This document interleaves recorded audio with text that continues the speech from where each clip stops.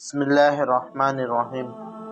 رات کو ان کے پہلو بستروں سے علیحدہ رہتے ہیں، اس طرح کہ وہ لوگ اپنے رب کو عذاب کے خوف سے اور ثواب کی امید میں پکارتے رہتے ہیں، اور ہماری دی ہوئی چیزوں سے خرچ کرتے رہتے ہیں۔ پس کوئی نہیں جانتا کہ ایسے لوگوں کی آنکھوں کی ٹھنڈک کا کیا کیا سامان خزانہ غیب میں موجود ہے۔ یہ بدلہ ہے ان کے نیک اعمال کا۔ رات کو ان کے پہلو بستروں سے علیحدہ رہتے ہیں کے متعلق علماء تفسیر کے دو قول ہیں۔ ایک یہ کہ اس سے مغرب اور عشاء کا درمیان مراد ہے۔ بہت سے آثار سے اس کی تائید ہوتی ہے۔ حضرت انس رضی اللہ تعالیٰ عنہ فرماتے ہیں کہ یہ آیت شریفہ ہمارے بارے میں نازل ہوئی۔ ہم انصار کی جماعت مغرب کی نماز پڑھ کر اپنے گھر واپس نہ ہوتے تھے اس وقت تک کہ حضور صلی اللہ علیہ وسلم کے ساتھ عشاء کی نماز نہ پڑھ لیں۔ اس پر یہ آیت شریفہ نازل ہوئی۔ ایک اور روایت میں حضرت انس رضی اللہ تعالیٰ عنہ ہی سے نقل کیا گیا ہے کہ مہاجرین صحابہ رضی اللہ تعالیٰ عنہ کی ایک جماعت کا معمول یہ تھا کہ وہ مغرب کے بعد سے عشاء تک نوافل پڑھا کرتے۔ اس پر یہ آیت شریفہ نازل ہوئی۔ حضرت بلال رضی اللہ تعالیٰ عنہ فرماتے ہیں کہ ہم لوگ مغرب کے بعد بیٹھے رہتے اور صحابہ رضی اللہ تعالیٰ عنہ کی ایک جماعت مغرب سے عشاء تک نماز پڑھتی تھی۔ اس پر یہ آیت شریفہ نازل ہوئی۔ عبداللہ بن عیسیٰ رضی اللہ تعالیٰ عنہ سے بھی یہی نقل کیا گیا ہے کہ انصار کی ایک جماعت مغرب سے عشاء تک نوافل پڑھتی تھی۔ اس پر یہ آیت شریفہ نازل ہوئی۔ دوسرا قول یہ ہے کہ اس سے تہجد کی نماز مراد ہے۔ حضرت معاذ رضی اللہ تعالیٰ عنہ حضور صلی اللہ علیہ وسلم کا ارشاد نقل کرتے ہیں کہ اس سے رات کا قیام مراد ہے۔ ایک حدیث میں مجاہد رضی اللہ تعالیٰ عنہ سے نقل کیا گیا کہ حضور اقدس صلی اللہ علیہ وسلم نے رات کے قیام کا ذکر فرمایا اور حضور صلی اللہ علیہ وسلم کی آنکھوں سے آنسو جاری ہو گئے اور یہ آیت شریفہ تلاوت فرمائی۔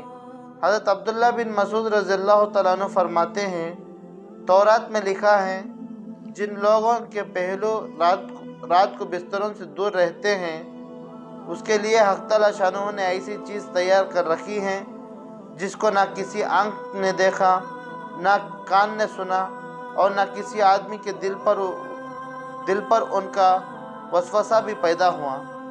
نہ ان کو کوئی مقرب فرشتہ جانتا ہے، نہ کوئی نبی رسول، اور اس کا ذکر قرآن پاک کی اس آیت شریفہ میں ہے۔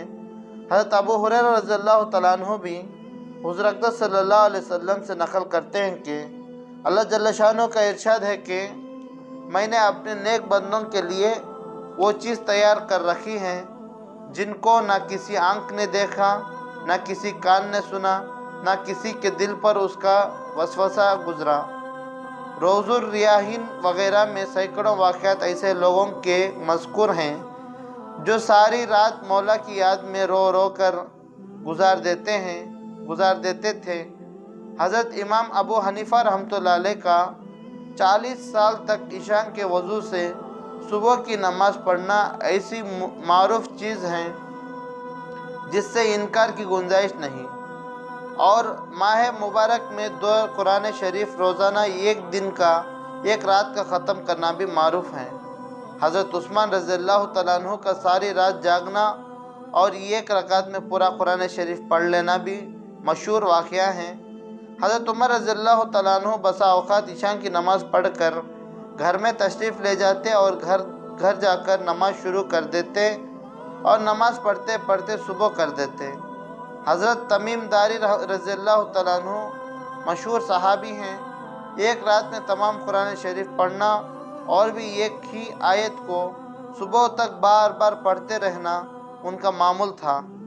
حضرت شداد بن اوس رضی اللہ تعالیٰ عنہ سونے کے لیے لیٹتے اور ادھر ادھر کروٹیں بدل کر یہ کہہ کر کھڑے ہو جاتے کہ یا اللہ، جہنم کے خوف نے میری نیند اڑا دی، اور صبح تک نماز پڑھتے رہتے۔ حضرت عمر رضی اللہ تعالیٰ عنہ 1000 رکعت نفل اور 1,00,000 مرتبہ تسبیح روزانہ پڑھتے ہیں۔ حضرت اویس قرنی رحمۃ اللہ علیہ مشہور تابعی ہیں۔ حضور صلی اللہ علیہ وسلم نے بھی ان کی تعریف فرمائی اور ان سے دعا کرنے کی لوگوں کو ترغیب دی۔ کسی رات کو فرماتے کہ آج کی رات رکوع کرنے کی ہیں اور ساری رات رکوع میں گزار دیتے ہیں۔ کسی رات فرماتے کہ آج کی رات سجدے کی ہیں اور ساری رات سجدے میں گزار دیتے ہیں۔ غرض ان حضرات کے واقعات رات بھر مالک کی یاد میں، محبوب کی تڑپ میں گزار دینے کے اتنے کثیر ہیں کہ ان کا احاطہ یعنی جمع کرنا ناممکن ہے۔ یہی حضرات یقیناً اس شعر کے مصداق تھے: ہمارا کام ہے راتوں کو رونا یاد دل بھر میں، ہماری نیند ہے محو خیال یار ہو جانا۔ کاش حق تعالیٰ شانو ان حضرات کے جذبات کا ذرا سا سایہ اس ناپاک پر بھی ڈال دیتا۔ اللہ تعالیٰ کی باتوں پر عمل کرنے کی توفیق عطا فرمائے۔ سبحان اللہ بحمدہ، سبحانک اللہم وبحمدک، ونشہد ان لا الہ الا انت نستغفرک واتوب الیک۔ جو بھائی چینل پہ پہلی مرتبہ ہیں، چینل کو مہربانی فرما کر سبسکرائب کر لیجئے۔